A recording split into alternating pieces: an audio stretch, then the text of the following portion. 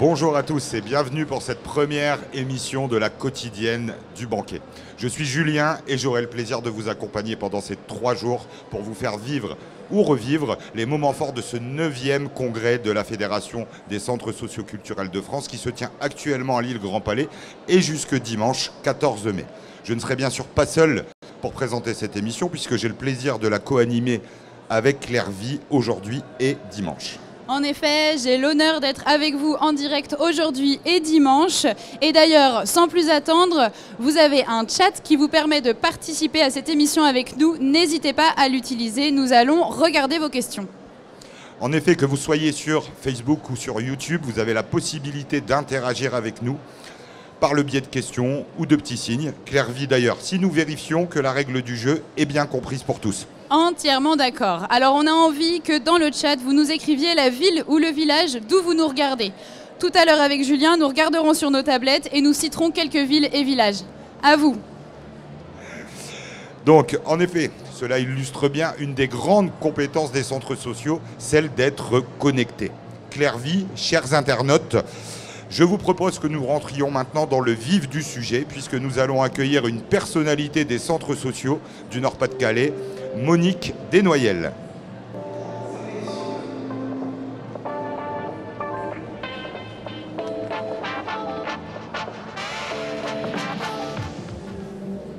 Monique, bonjour. Vous êtes la présidente de la Fédération des centres sociaux du Nord-Pas-de-Calais. Ça fait plusieurs mois que vous préparez ce congrès. Qu'est-ce que ça fait aujourd'hui d'accueillir 4000 personnes à Lille, au Zénith? C'est d'abord impressionnant, très impressionnant, et en même temps c'est très enthousiasmant. Tout à l'heure sur la scène, je me suis sentie portée par ces 4000 personnes, et ça c'est merveilleux. C'est vrai que c'était très émouvant. Et on peut voir aussi du coup Tariq qui est président de la Fédération des centres sociaux de France. On a été le rencontrer après la plénière. On écoute ce qu'il en a pensé.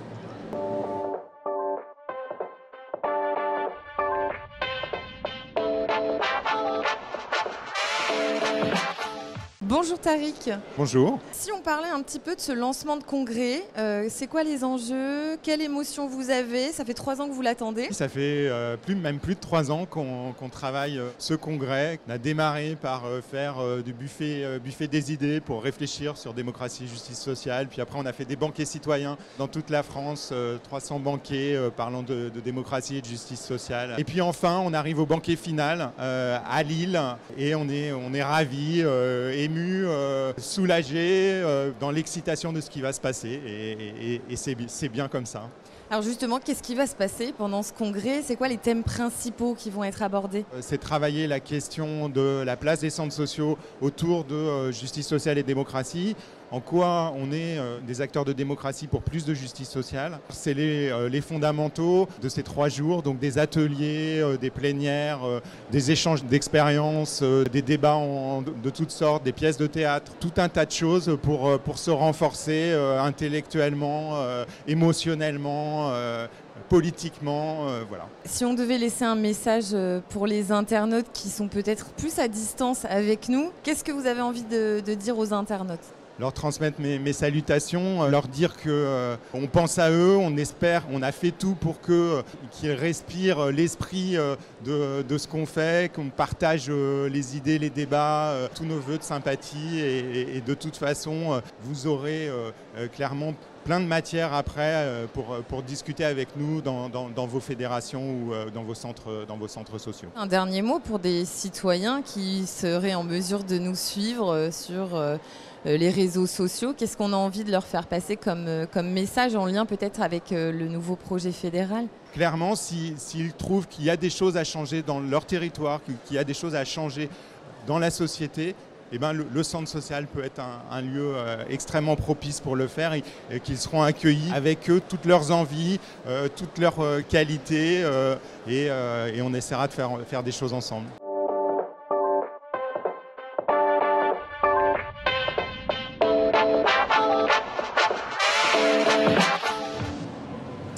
Alors, très belle interview de Tariq et on le voit.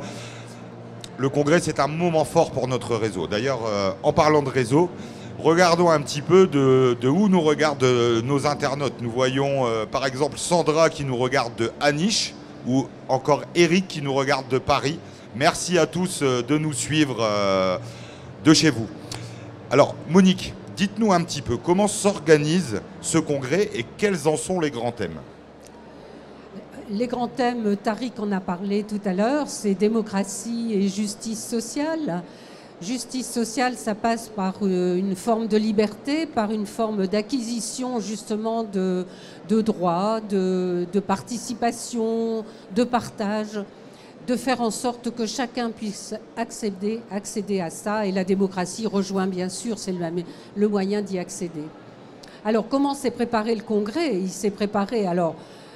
comme dit Tariq, depuis quelques années, par différents mouvements qui ont été mis en place, auxquels nous avons participé aussi dans la Fédération Nord-Pas-de-Calais. Mais pour nous, plus précisément, c'est depuis, je vais dire, une année, une bonne année. Et ça s'est accéléré à partir de septembre, avec la mise en place de différents, ce que nous avons appelé des lots, c'est-à-dire un partage de responsabilités et d'organisation, et qui aboutissent justement maintenant à ce qui est présenté là aujourd'hui et pendant les 2 jours qui vont suivre. Merci beaucoup Monique. Merci, et d'ailleurs on salue tous les organisateurs et les organisateurs de l'eau notamment qui ont été très très mobilisés dans cette organisation. La transition, on en parlait tout à l'heure avec Tariq et on va en parler notamment avec le thème des mobilités qui est bien important dans ce congrès puisqu'il y a plusieurs moyens de transport qui ont été utilisés notamment pour venir au congrès. On peut parler notamment de l'arrivée des vélos. Un groupe de l'Île-de-France est arrivé en vélo et on va voir quelques images hier dans leur arrivée à la place de la République.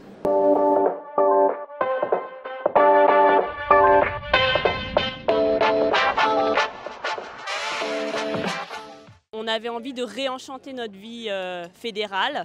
On a décidé de faire un groupe qui va au congrès à Lille en vélo. On est parti lundi 8 mai à 8h de Goussainville et on vient de faire 4 journées de vélo. On a fait 272 km de vélo. L'idée, c'était vraiment de vivre une aventure avec une dimension écologique. On voulait faire la promotion de la culture vélo dans notre réseau départemental. C'est une aventure humaine parce que nous, on a commencé notre entraînement au mois de septembre. Ce qui était important, c'est que la Fédération du Val d'Oise s'est impliquée complètement sur le projet en finançant aussi les vélos. Pour ceux qui n'avaient pas les moyens d'acheter un vélo. Et les équipements qui vont avec, on sait très bien que le prix d'un vélo n'est pas donné. Et c'était assez important que tout le monde puisse trouver sa place, aussi bien des professionnels que des amateurs. On s'appelle les Belettes parce qu'on s'est entraîné avec les renards de Cergy mais qu'on n'était pas tout à fait à leur niveau. Donc on a pris l'animal un petit peu en dessous dans la chaîne alimentaire. On a dépassé nos limites, donc on a un slogan, rien n'arrête une belette.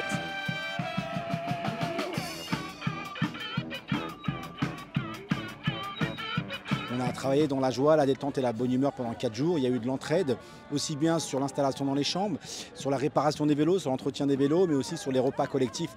Donc toute cette dynamique a été importante, c'est pas chacun de son côté. On a été accueillis par des centres sociaux et des espaces de vie sociale. C'était incroyable, on remercie tous les gens qui nous ont accueillis sur le trajet.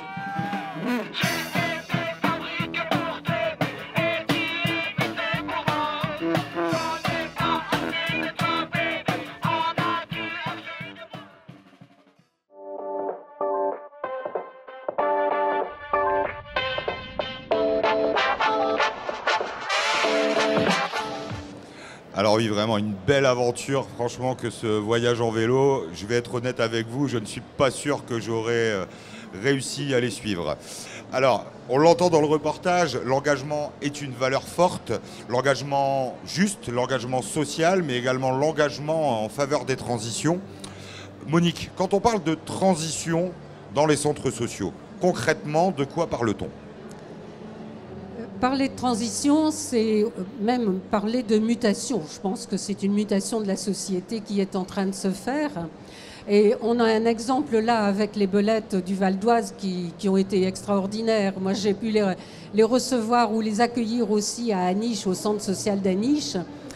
Il y a eux, mais il y a aussi le bateau, la péniche, qui est arrivé à Montport et sur laquelle j'ai navigué pendant une demi-journée en plus, où ça nous montre un autre rythme de vie Parce que là, on va au rythme du bateau et c'est encore autre chose, une autre expérience.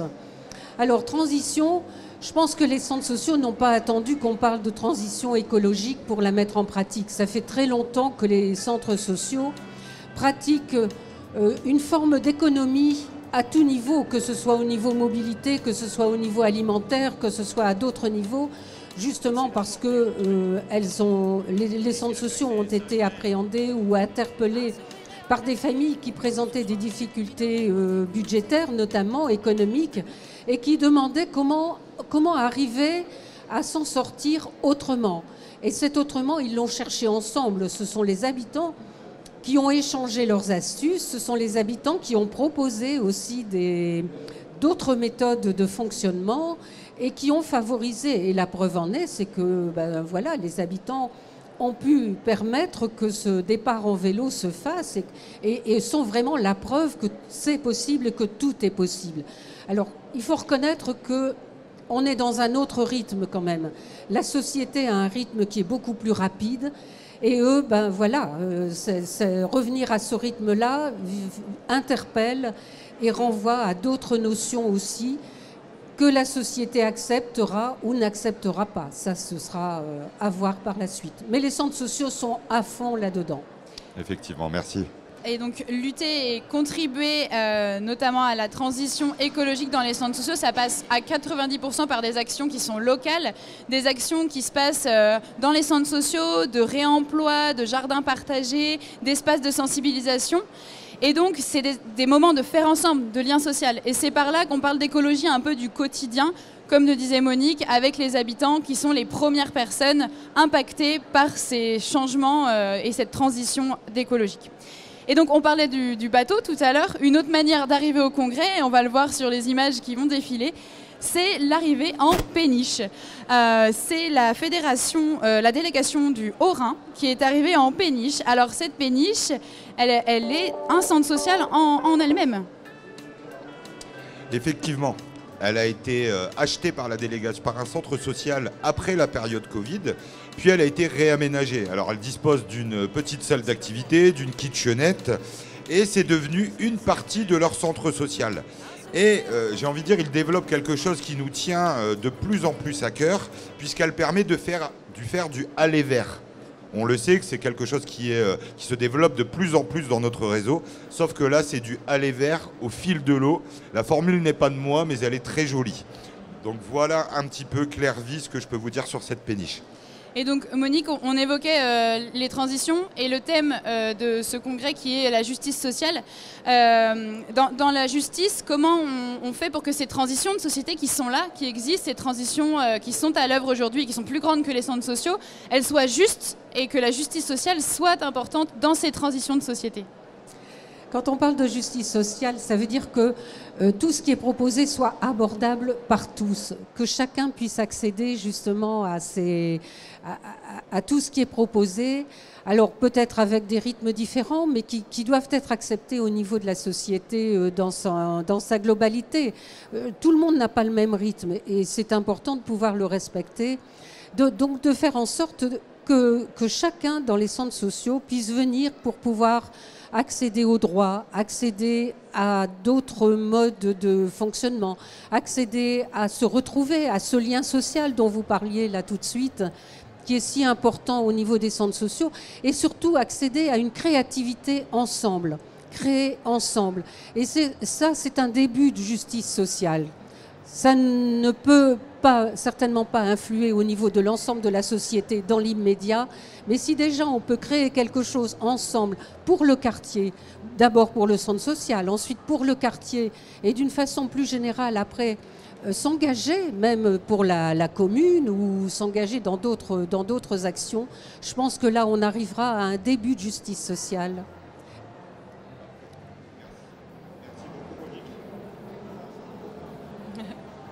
Merci beaucoup Monique. Alors je crois que mon collègue Julien va relancer.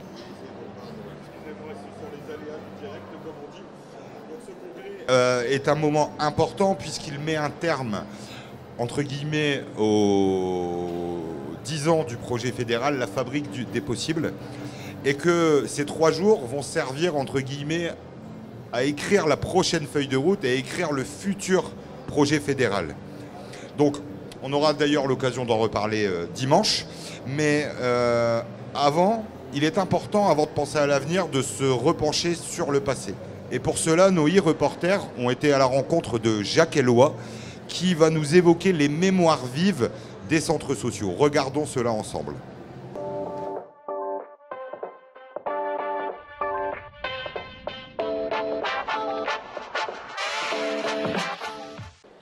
Il faut s'interroger quel est le principe, qu'est-ce qu'il y a dans le centre social qui fait que ça dure et pas simplement se reproduire, mais se multiplier.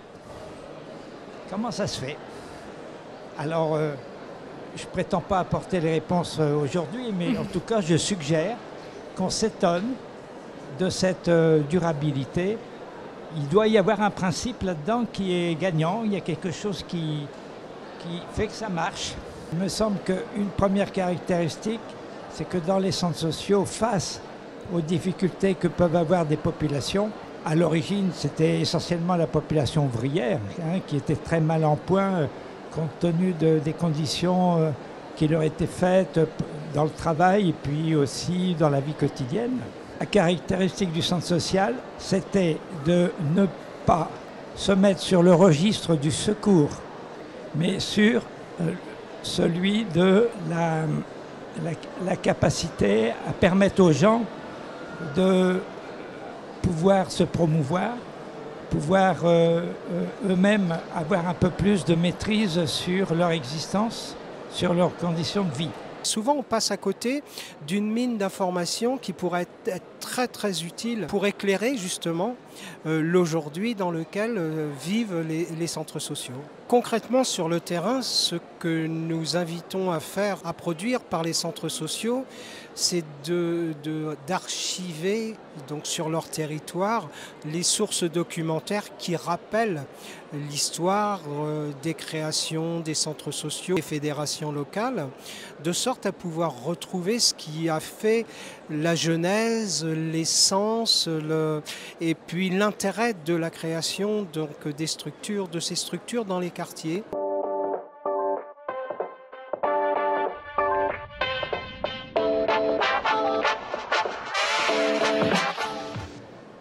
Merci beaucoup à Jacques et merci à l'association Mémoire Vive pour leur travail. C'est vrai que c'est très important de regarder l'histoire de notre réseau qui a 100 ans. Monique, pourquoi pour vous c'est important de regarder cette histoire, d'avoir un œil dans le rétroviseur? Parce que c'est l'histoire qui fait ce que nous sommes maintenant. S'il n'y avait pas l'histoire, je pense que ce serait du vent un petit peu. L'histoire nous construit quand même au fur et à mesure. Et c'est comme ça qu'on répare les erreurs qu'on a pu faire auparavant. On a d'autres idées, mais à chaque fois, on avance un petit peu, on accumule et on avance vers le futur, vers l'avenir. Ah oui, alors comme le disait Machiavel, pour prévoir l'avenir, il faut connaître le passé. Merci pour cette super citation. Ce midi, du coup, quand on est arrivé, les visiteurs ont été accueillis par un moment assez festif, de la danse, du chant, du théâtre.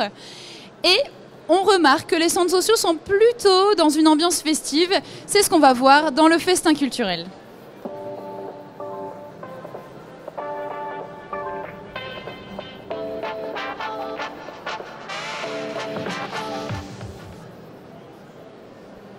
Bienvenue Camille. Bonjour Julien, bonjour Claire-Vie, bonjour à toutes et à tous. Soyez les bienvenus dans le festin culturel, donc cette chronique culture durant le 9e congrès des centres sociaux et socioculturels de France. Alors Monique, si je te dis culture, en un mot, à quoi penses-tu en premier lieu? Alors j'en dirais 3. Je dirais samba, je dirais danse et je dirais, alors ça fait plus que 3 mots, 100 ans d'histoire des centres sociaux. Merci beaucoup. La culture en sociologie est définie comme ce qui est commun à un groupe d'individus, à ce qui les soude, c'est-à-dire ce qui est appris, ce qui est transmis, produit et inventé. Et bien voilà, moi je vais vous raconter un peu tout ça, tout ce qui se passe en matière de culture pendant ce congrès, et vous constaterez que les congressistes n'ont pas le temps de s'ennuyer, et qu'une diversité de manifestations culturelles ont déjà eu lieu durant ce premier jour. Mais aussi que divers sujets s'expriment et se travaillent par le biais de la culture. Pour commencer ce festin, parlons de ce battle de fanfare qui a eu lieu sur le parvis et dans l'enceinte du Grand Palais ce midi.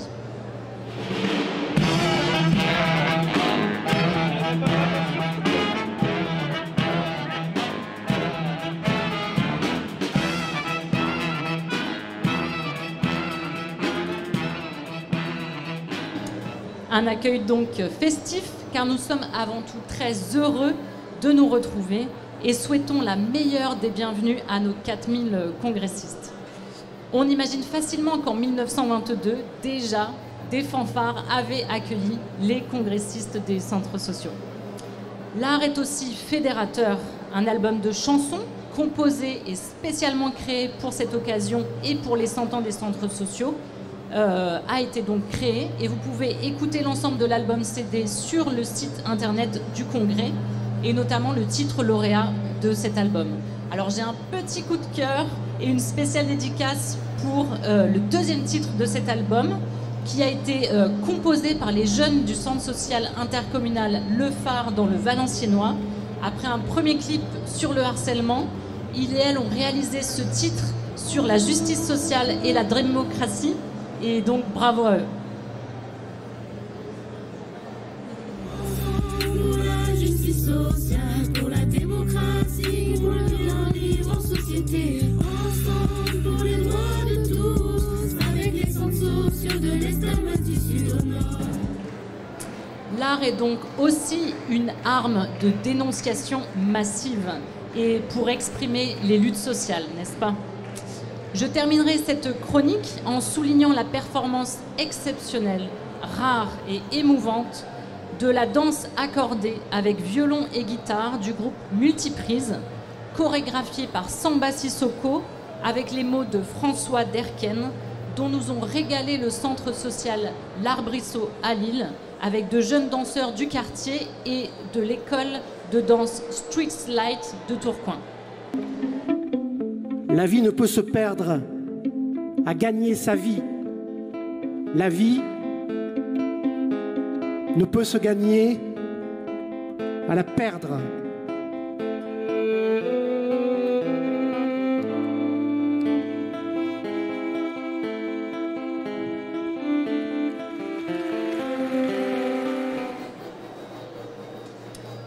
Demain, nous parlerons art culinaire, tradition gastronomique, interculturalité et modernité dans nos façons de nous alimenter, mais aussi carnaval. Ça vous met en bouche? Alors à demain, même heure, pour le festin culturel du Congrès des centres sociaux. Merci Julien, merci Claire-Vie.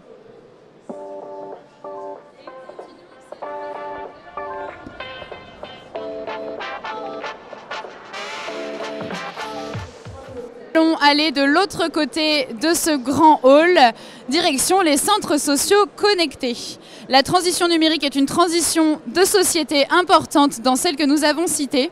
Et donc, on a un petit reportage qui a été fait ce matin sur l'espace des centres sociaux connectés. On regarde.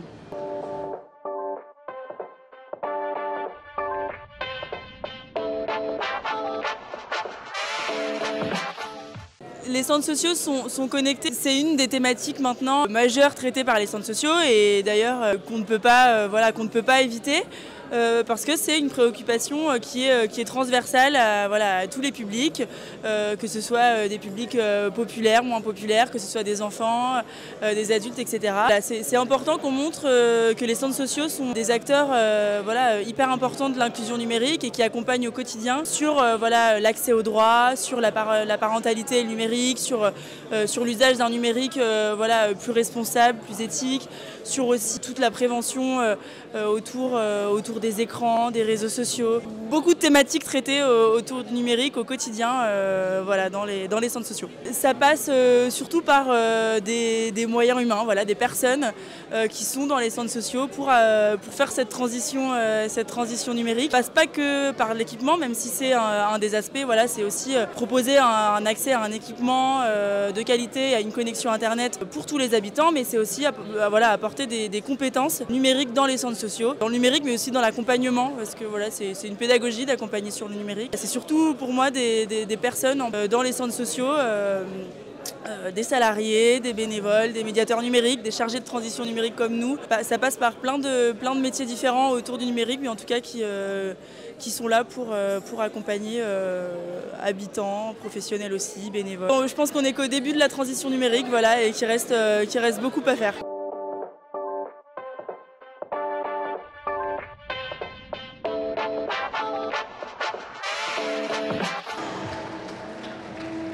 Très très beau reportage sur ce projet des centres sociaux connectés. D'ailleurs, Monique, je vais revenir vers toi puisque les centres sociaux, la fédération des centres sociaux est pleinement investie dans cette transition numérique puisqu'elle porte notamment, si je ne me trompe pas, le projet des centres sociaux connectés. Comment cela se passe au quotidien, la synergie entre la fédération et les centres sociaux? Ah, c'est une belle histoire qui s'est organisée. Je pense que c'est suite à la crise sanitaire. Il y a eu un appel à projet fait par la région qui avait contact avec l'Europe pour mettre en place un grand projet, un projet important, un projet qui visait à faire en sorte que la population ou un maximum de population puisse être saisie par ce numérique. Alors, comment faire? La fédération, habituellement, n'est pas porteuse d'un tel projet. Mais là, c'était difficile que chaque centre social puisse se proposer comme acteur de ce projet. Donc, la fédération a accepté de porter ce projet, mais en allant chercher l'ensemble ou une grande partie des centres sociaux. Ce qui fait que sur les 170 centres sociaux que comporte la Fédération Nord-Pas-de-Calais, il y en a 150 qui ont répondu « OK, on y va ». Et ils y sont allés. Alors, ça n'était pas pour donner des cours, je vais dire comme ça, au public des centres sociaux, mais bien plus pour aider les salariés, les professionnels des centres sociaux à être en mesure maintenant de pouvoir accompagner les publics qui viennent dans les centres sociaux. Donc l'organisation était un petit peu particulière puisque l'objectif n'était pas directement le public, mais c'était bien de permettre qu'un maximum de personnes soient formées et puissent ensuite répondre à ce besoin. C'est là où on voit que le réseau a une importance réel, parce que c'est le réseau qui maintenant va pouvoir essaimer et c'est lui qui va distribuer justement cette capacité, cette aptitude et cet accès au numérique dans les centres sociaux. Il a d'ailleurs déjà bien commencé. Effectivement très complète, merci beaucoup. Et donc aujourd'hui, c'était le lancement de ce congrès avec la première plénière de ce congrès. 4000 personnes dans le Zénith de Lille. Qu'est-ce que c'était l'énergie de cette plénière en quelques mots, Monique? Oh, c'était extraordinaire, moi je vais dire ça comme ça. C'était beaucoup d'émotions. Il y avait un stress, bien sûr, mais il y avait aussi toute l'émotion vécue par ce qui a été présenté.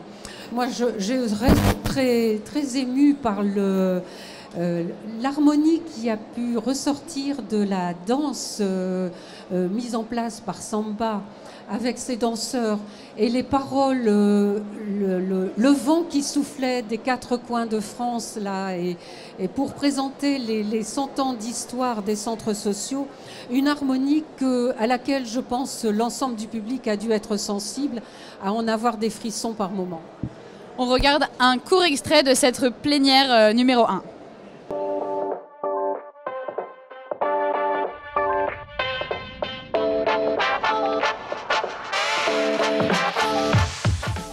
Initialement, c'était la Fédération du Centre Val-de-Loire qui devait accueillir le congrès à Tours. Tours, qui est la ville natale de la Fédération des centres sociaux de France en 1922, puisque nous devons en fêter le centenaire avec une année de retard. Les circonstances ont modifié le programme et je remercie Mounir Liam, président de la Fédération du Centre Val-de-Loire, d'être à mes côtés. En effet, nous ne sommes pas à Tours. Pour autant, nous souhaitions vous dire qu'importe. Nous changeons de ville, certes, mais nous n'avons jamais changé de cap dans les valeurs qui nous animent. Faire encore plus réseau en direction des luttes contre les inégalités, assoiffés de justice sociale que nous sommes. Ce qui importe donc, c'est le fédéralisme. En mouvement pour une société plus juste, plus solidaire, plus démocratique, à Lille, à Tours ou ailleurs.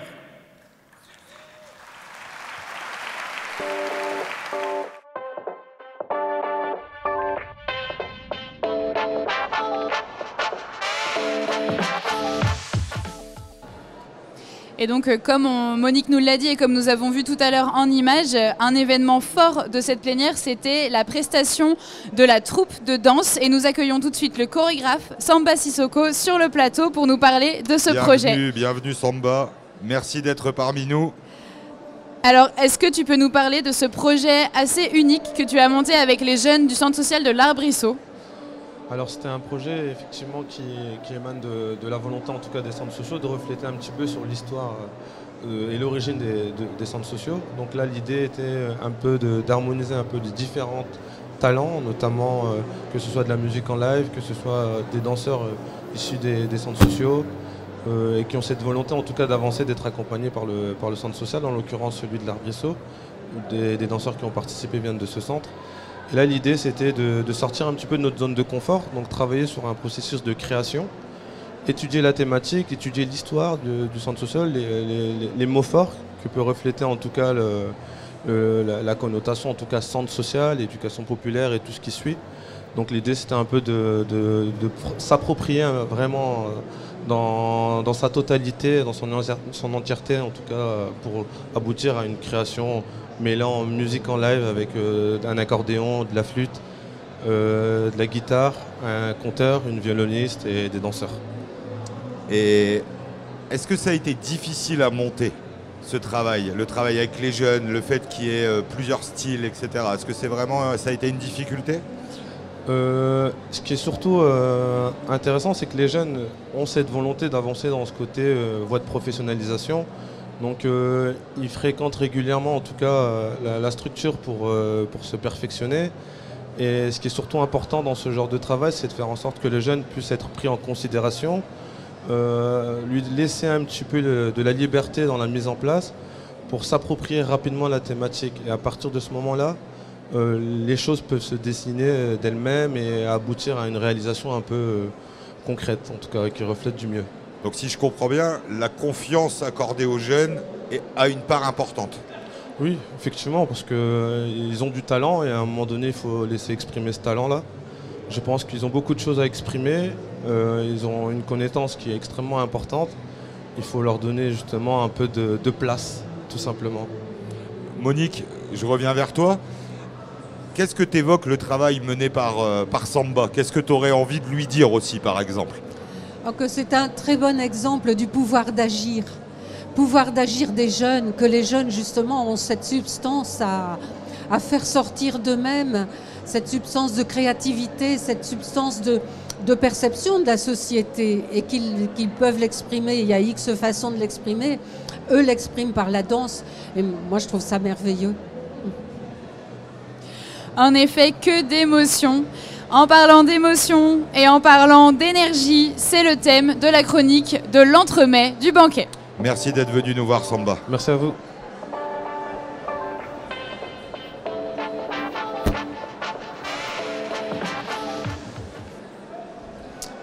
Bonjour Monique, bonjour Clarvie, bonjour Julien. Bonjour à tous ceux qui nous suivaient derrière vos écrans en direct live.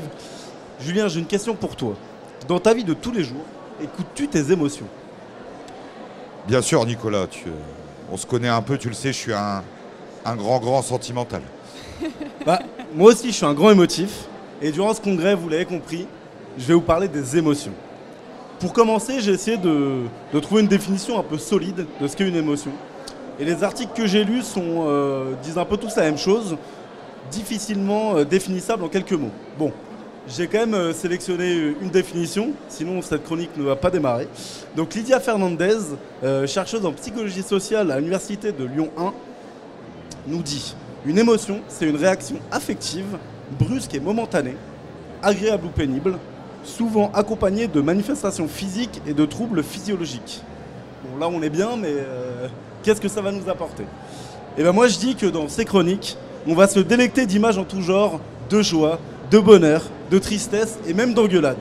Réaction affective brusque. On va inonder nos papilles de ressentis, de boules au ventre, de poils qui s'hérissent sur les bras, de tension artérielle qui augmente ou encore de pupilles qui se dilatent. Manifestations physiques et troubles physiologiques. La boucle est bouclée. Une chose est sûre, c'est que l'on verra des femmes, des hommes, des plus vieux, des plus jeunes, et qu'à travers eux, on verra toutes les émotions de ce congrès. Pour commencer cet entremets du banquet, on va parler de la joie de se rassembler et de l'excitation qui en découle. Mes collègues Hélène et Maxime sont allés à la rencontre des congressistes et leur ont demandé, en fait, comment tu te sens? Et j'ai super hâte de commencer. Franchement, j'ai une seule hâte, c'est juste que ça commence. On est arrivé nous hier avec des collègues sur le petit village en plein centre. Déjà, c'était une impression très agréable. Et j'ai hâte de découvrir les ateliers, les échanges qu'on peut avoir avec les uns et les autres. Et je suis vraiment contente d'être là. Ça va être une journée pleine de surprises et pleine de joie. Ah, ils ne sont pas beaux ces congressistes? Vous les voyez? Épaules bien droites, sourire majestueux, yeux qui pétillent, teint rayonnant. Pas de doute, ça c'est de la joie. Le vocabulaire utilisé en témoigne aussi. J'ai hâte, je suis super content, c'est très agréable, je suis pleine de joie. Nous sommes indéniablement dans un champ lexical positif et de l'excitation. Oui, je m'entraîne à faire un peu de rhétorique. Les émotions se transforment souvent en expressions faciales et corporelles. En témoigne aussi cette deuxième vidéo, un court extrait tout de suite.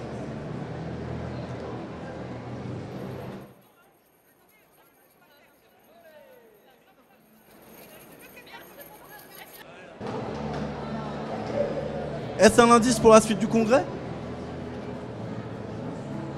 Ça s'ambiance déjà vendredi matin au balcon. C'est de bonne augure pour la suite.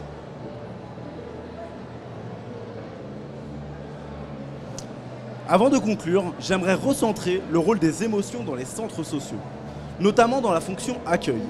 Recevoir un bonjour enjoué d'un sourire avenant quand on pousse la porte d'un centre social, passer un bon moment autour d'un café, partager un repas, être complimenté durant une activité ou encouragé tous les jours.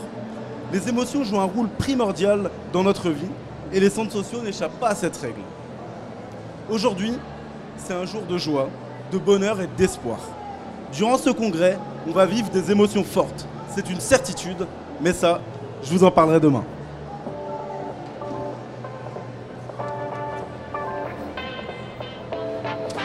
Merci beaucoup Nicolas pour cette chronique enjouée, c'est le moins que l'on puisse dire, et qui nous permet de découvrir vraiment le quotidien et ce que c'est le congrès. Monique, nous arrivons déjà au terme de cette émission. Que peut-on souhaiter aux congressistes et à l'avenir des centres sociaux, j'ai envie de dire? Alors, aux congressistes, je leur souhaiterais d'abord de vivre pleinement ces 3 jours, qu'ils les vivent à fond, qu'ils se nourrissent des échanges, des débats, même s'ils ne sont pas toujours d'accord. Au contraire, ça permettra de poursuivre ensuite quand ils repartiront chez eux. Qu'ils se nourrissent aussi de cette joie dont on a parlé, de ces émotions, de ce côté festif qu'on va partager tous ensemble.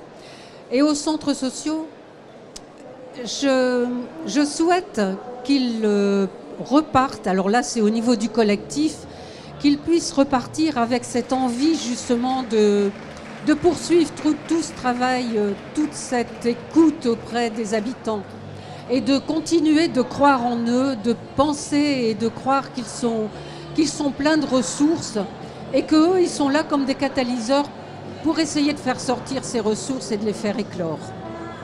Merci beaucoup Monique d'avoir été là tout au long de cette émission avec nous. C'est terminé pour aujourd'hui. On se retrouve demain en direct à 9h30 pour la plénière, mais aussi à 18h. Julien et Anouk vous accueillent pour la deuxième quotidienne du banquet. Merci beaucoup Clairvy de m'avoir accompagné pour cette première émission. Comme vous l'entendez, nous allons rendre l'antenne car l'ambiance commence à monter d'un cran. On se retrouve demain pour une nouvelle édition de la quotidienne du banquet. À demain, bonne soirée.